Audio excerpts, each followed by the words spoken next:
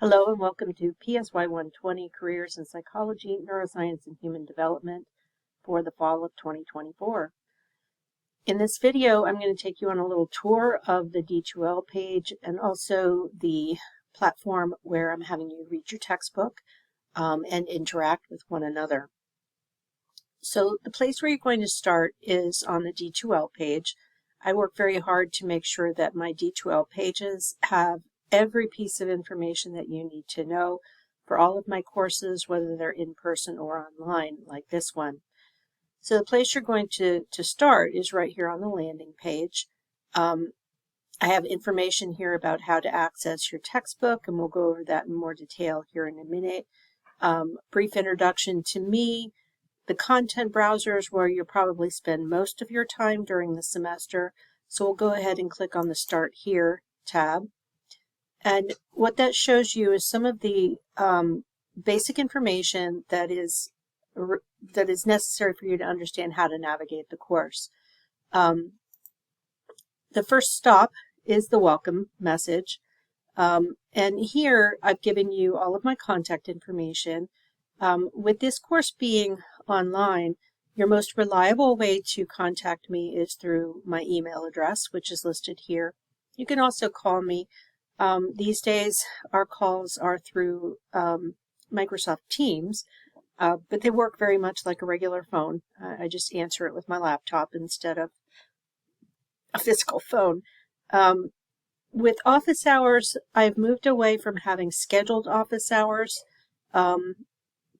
primarily because it's inconvenient for most students to just sort of drop by, and then there's frustration when I don't happen to be there at the time that they drop by. So I use an app called Bookings. It's part of Microsoft Outlook. And using it, you can access my calendar on Outlook and pick a time that works for you, but also when I am available. You can either book an in-person appointment in my office, which is 206 T&H, or you can book an online meeting using Teams. The next stop here is the orientation to the course, which actually, this particular version of this page shows the video from last fall. I'm recording this fall's video right now, so I'll be inserting this video in this spot. If you're watching this video, you've already found it. The course setup of this online course, this course is asynchronous, meaning there's no specific meeting time where you will have to log on and meet with the class and meet with me. What this means is that you can work on the course on your schedule as long as you meet the deadlines that occur weekly throughout this half-semester course. All of your deadlines, everything you need to know is built into the D2L page, so you're going to be spending a lot of time here. The next stop on our tour is looking at the course objectives and the purpose of the course. You may recognize this information from is typical information showing up in a syllabus. I try with all of my courses, whether they're in person or online, to duplicate the information from the syllabus and make sure it's also on the D2L page so that you have access to that information in more than one spot. Since so many students spend a lot of their time in an online environment, it just makes sense to put all of that information here as well. With this course, what we're trying to do is expose students who are majors in our programs, and we have 3 programs. We have the general psychology major, the neuroscience major, and the human development and family sciences major. All 3 of these courses involve a wide range of career path possibilities. The only prerequisite we have for this course is PSY 110 or an equivalent. We do require that students taking this course be majors in our programs or get permission from the instructor. There's a lot of demand for 2 credit-hour online courses. We reserve this course primarily for our students, meaning our majors, and therefore we do require that to be the case.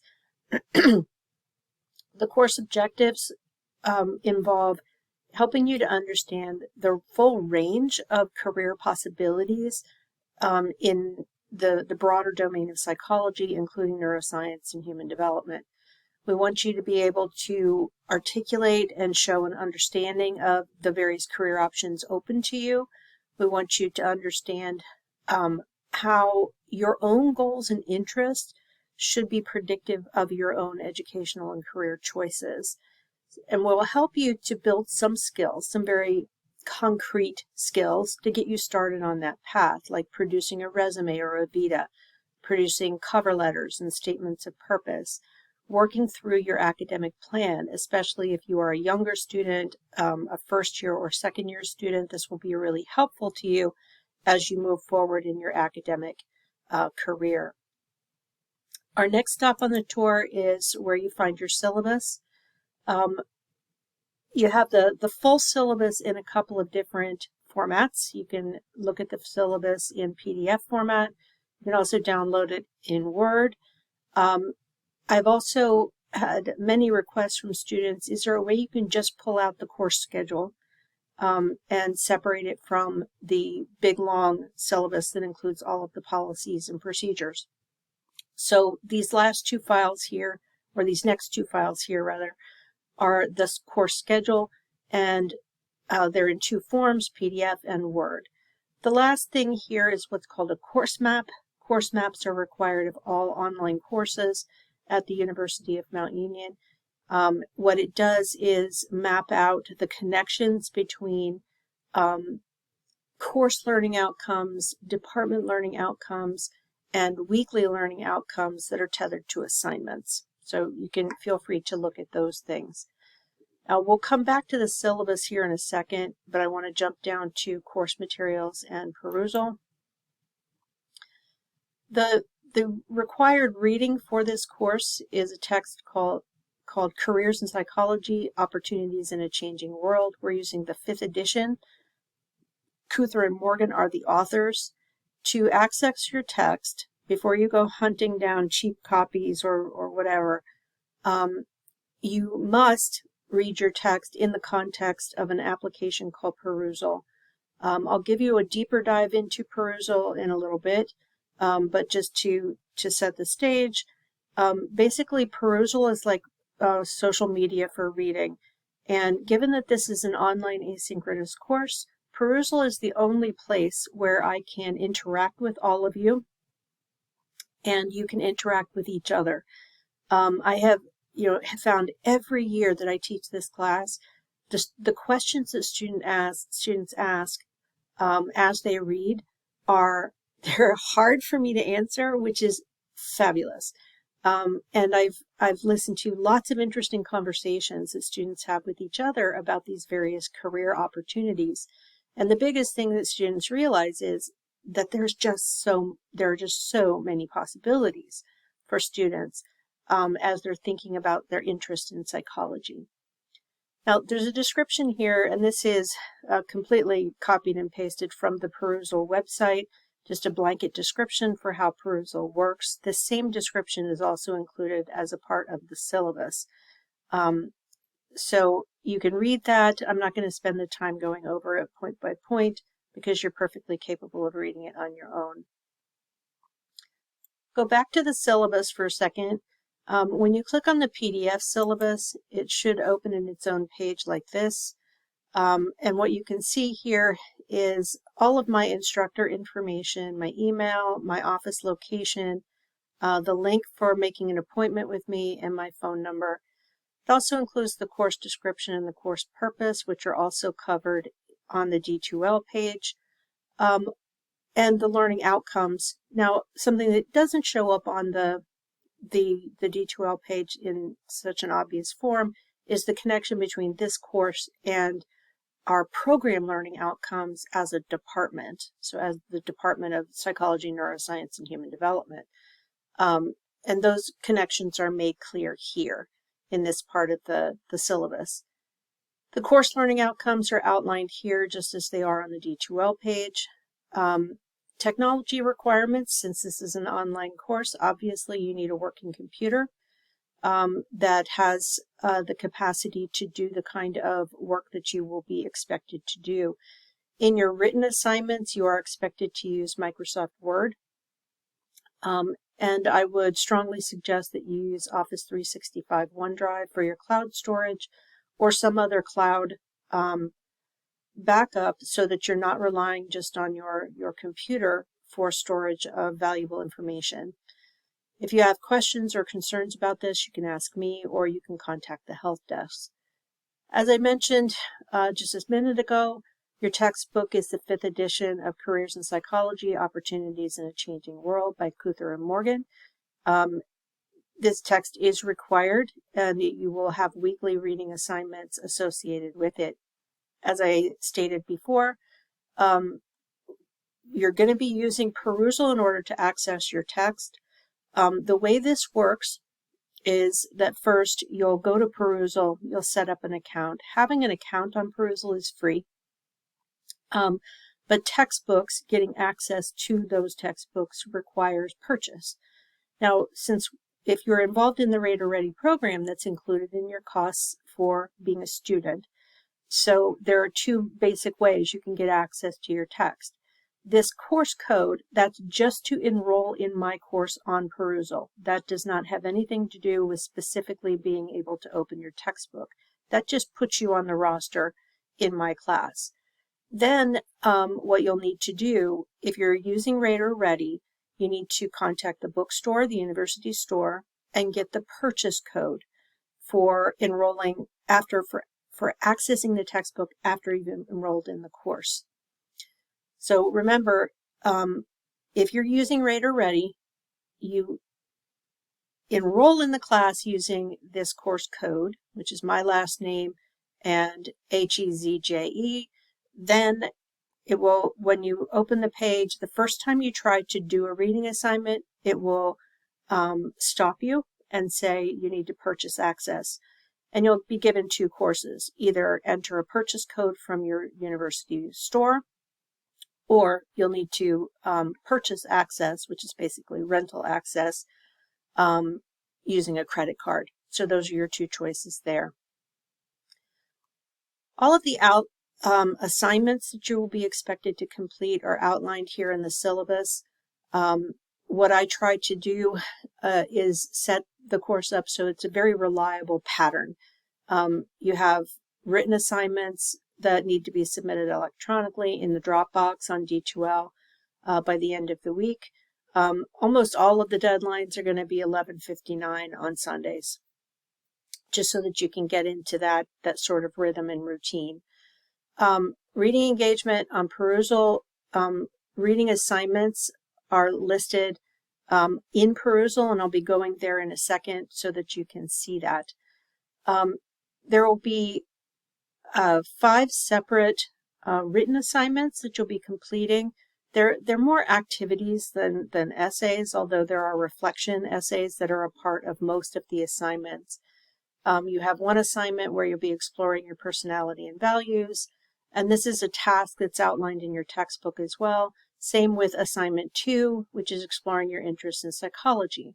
And these are assignments that are consistent with the first few chapters within the textbook.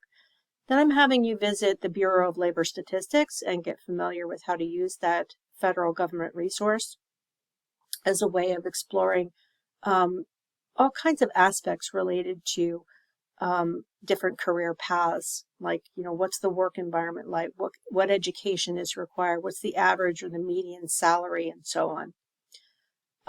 Then we'll be working on some more practical tools, like developing your academic plan in concert with your academic advisor, developing a resume and cover letter, and so on. And then the other aspect of your grade is your Perusal reading engagement grade.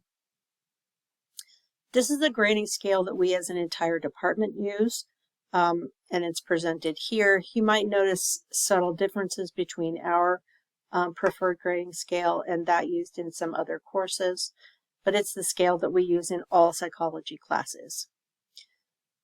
Now the remaining kind of entries here, and most of these are duplicated on the D2L page, but you have a lot of university-wide policies and procedures. I will note here there's a university-wide AI use policy and a course use policy. Basically, in your written work, your 5 assignments that you have to do for me, Turnitin will be enabled on D2L for all of those assignments, and it will detect the potential use of AI as well as plagiarism that occurs when you're taking the work of other students at the university. Now, these assignments have been used multiple times, so D2L will keep a repository of student work that's been turned in the past. So if you're thinking about, oh, well, I can just borrow my friend who took the class last year, I can borrow their stuff. That's a bad idea because D2L is going to be able to tell that, and it will flag your papers. Same goes with AI. AI continues to grow and change and become more sophisticated, as does the technology used by Turnitin. So there's a particular writing style that tends to flow out of these AI programs, particularly ChatGPT. And AI devices like ChatGPT are embedded in a lot of products that are very aggressively marketed to students. So some of these products are like Grammarly, which Grammarly runs on ChatGPT 5 and offers you options like, would you like to expand on that? Would you like to add counter arguments? Would you like to summarize an article? And it's very seductive to want that AI device to do your work for you. Number one, it's not permissible. If I detect it, I will fail you automatically for that assignment. If I detect it more than once, you fail the course. And there won't be negotiation about it. That's just what I'll do. The Turnitin feature that detects AI is fairly reliable. What I do, if Turnitin flags an assignment as high probability of using AI, then I run it through some other tasks. And, with a fair degree of confidence, I can come back to the student and say, this is what you did. So I know that there have been students who've been, they've been told by their fellow students, or even, which astounds me, high school instructors, that getting Grammarly and paying for the higher level membership is a great idea, can improve your grades. Well, only if you don't get caught cheating. So these assignments are not designed to be hard. They're designed to be doable and to be a meaningful part of your learning process in this class. So just don't cheat. It's not a good use of your time. Okay. The remaining kind of entries here in the center of the syllabus are policies and procedures and services that are available at the university, and I'll leave you to read those on your own. The reading and assignment schedule is outlined by week, and on this schedule, what you'll see is what the topic is, what you're expected to be reading, and the written assignment that's due.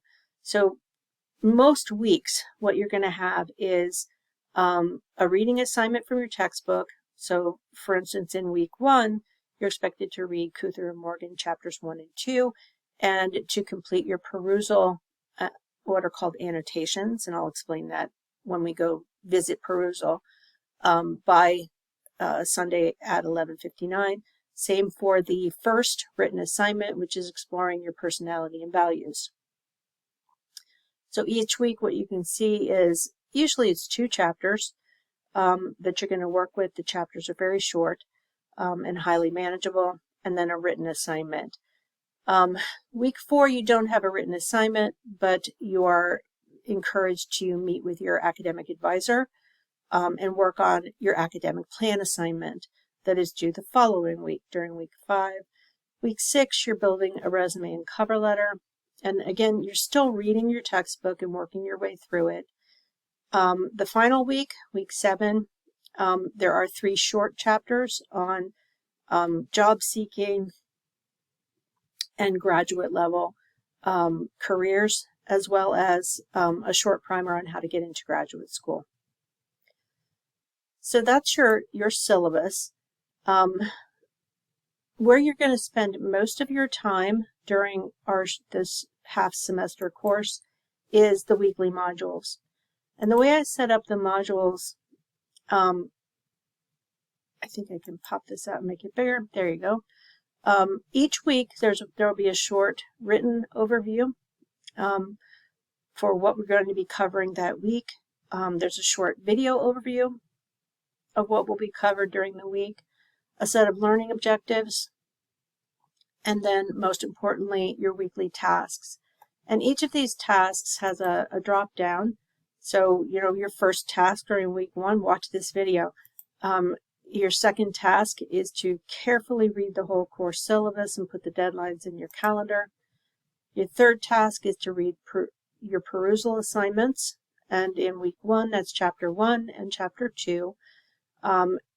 You'll be writing annotations, questions, comments, observations, 3 of those per chapter by the end of the week.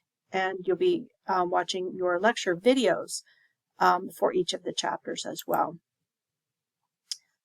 After watching the assignment videos, then you will be, for this week's written assignment, you'll be doing some personality assessments that you'll be asked to reflect on in your essay. And then the final task of the week is to complete those reflective essays. In the videos section, I have videos for the chapters that you've been reading. So you've got chapter part 1, part 2, and then chapter 2. But I also have videos overviewing each of the written assignments. So this is a video describing assignment 1, which is exploring your personality and values. So each week has that same kind of flow. You have an overview, learning objectives, and tasks. What you'll also notice is that I'm making some direct links to areas, divisions within the American Psychological Association, so that you can explore information being covered that week more deeply. So part of the reading in week 2, you're going to be looking at clinical and counseling psychology, as well as legal and forensic.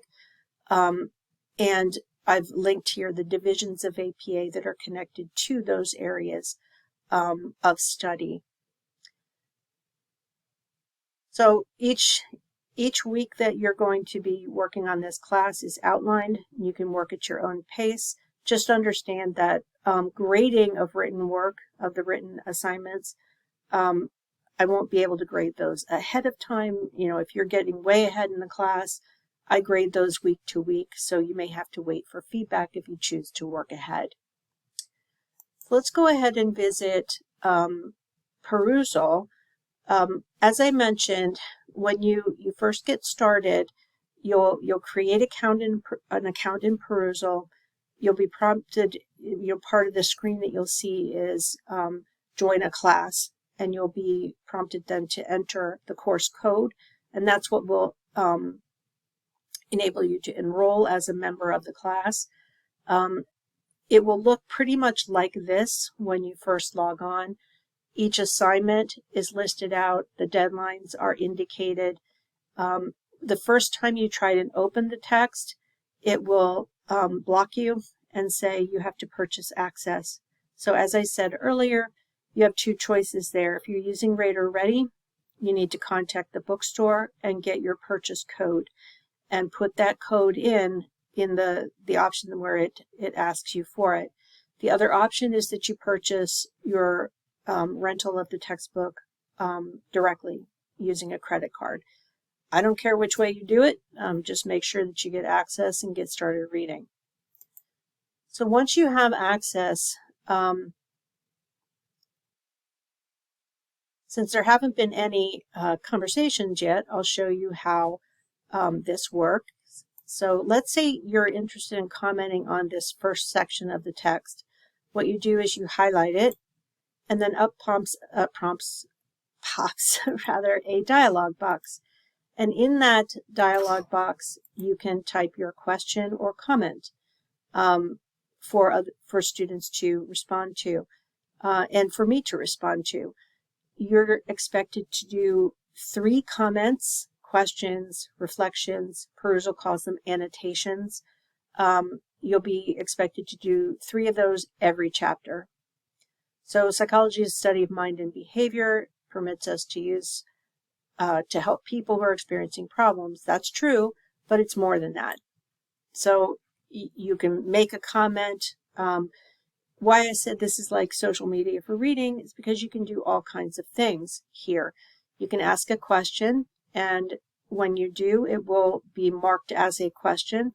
As instructor of the course, I make every effort possible to respond to every question. And I mentioned earlier, this class is the most challenging one. Students ask really hard questions, and it often sends me on a detective mission to find the right answers to those questions, especially when you're asking questions about educational requirements and things like that. I end up, going out to the internet and trying to find useful and reliable information for you to use in order to answer your questions.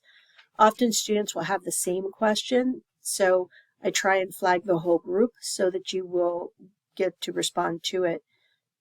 Just like on a lot of social media outlets, you can use hashtags. You can also talk directly to each other and to me by using the @ symbol. And when you do that, you can call someone. You can talk to someone directly. You can also use messaging to do that if you want to have a private conversation with me as well. So what you do, when you read something and you're interested by it, you have a question about it, you highlight that piece of text, and then you type in your annotation. The way scoring works is each annotation is going to be automatically scored by perusal on a scale from 0 to 3. 3 is the highest score, 0 obviously the lowest. The kinds of comments that get zeros are like, wow, exclamation point. That gets you nothing. It's not seen as reflective. It may be interesting to you to respond in that way, but it's not going to get you points. So if you want to say wow or whatever, make that like your 4th annotation, your 5th annotation, not one of the 3 that gets graded. Now, luckily, your top 3 scores are what matters in perusal. So what kind of responses get a 1? 1 responses are sometimes just really short and pithy. Like, I agree with that. While it may be honest, it's not going to get you a lot of points. Because perusal is scoring basically the integrative complexity, the cognitive complexity of the reflection that you're making. Scores that'll get, or responses that'll get you a 2 are typically when you are paraphrasing exactly what the text that you highlighted says. It'll give you 2 for doing useful paraphrasing, but it's not going to give you a 3. So what gets you a 3? It doesn't really matter how much you write. So if you're thinking, I have to write a great big giant paragraph, no, you don't. You have to meaningfully go beyond the text, ask a genuine question that extends beyond the text, give an example, make a reflection, but it has to go beyond what you have highlighted. You'll get practice and you'll get good at it with time. Do understand that I read every comment. I don't respond to every single comment because, as you can guess, if there are 25 people in the class and you're making 3 comments per chapter, I'm not going to do the math, but it's a lot of comments. So I don't respond to them all, but I do read them all, and every week I go over the gradebook and make sure that I agree with the way perusal is scoring your responses. Usually my disagreements with perusal, like 99% of the time, my disagreements are that they've scored you too low and I bump your score up. So please understand that I do that. If you've never used perusal before and you're finding it confusing, let me know. I'm happy to answer your questions, sit down with you and show you how I use it and how you can be successful using it. One thing that I forgot, if you are a person that does better listening to your text, there is a read aloud option for accessibility. And it's this little loudspeaker at the bottom. Like most read aloud systems, it's a nice little computerized voice without a lot of inflection, but it can get the job done. So if you're someone who really struggles to read on screen, feel free to use that read aloud option to get done what you need to get done. You can still comment just like you can if you were reading instead of listening. All right, so that really concludes my overview, my orientation to the course. Just remember, please reach out if you have questions, concerns, if something isn't making sense to you as we get started with the class, please let me know. My email is always going to be the quickest way for you to get in touch with me.